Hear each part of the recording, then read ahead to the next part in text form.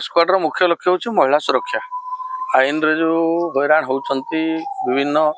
महिला मानकर धर्षण हूँ निर्यातित हूँ आपड़ देखिए महिला माने विशेषकर ग्रामांचल रे समाज रे अवहेलित होकर रही आज पर्यंत यौतुक प्रथा हो कि डाहाणी सन्देह हो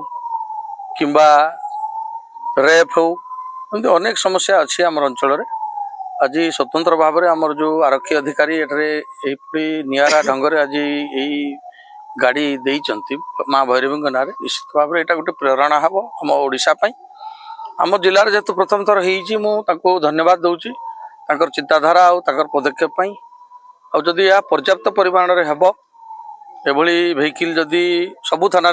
आम जिले में देव आहरी दि जाए आहरी सुंदर हम और महिला मान गोटे सुरक्षा होगा संगे संगे गोटे वार्ता भी जीव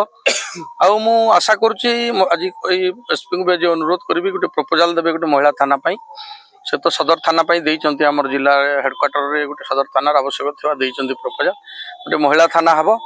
एवं प्रत्येक थाना रे केमती महिला जो स्क्वाड होती आज गाड़ी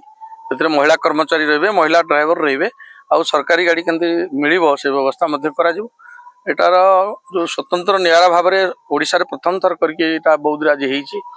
मु निश्चित भाव में डिपार्टमेंट को धन्यवाद जनाऊँ आमर एसपी श्रीयुत राहुल कोयल को धन्यवाद दूची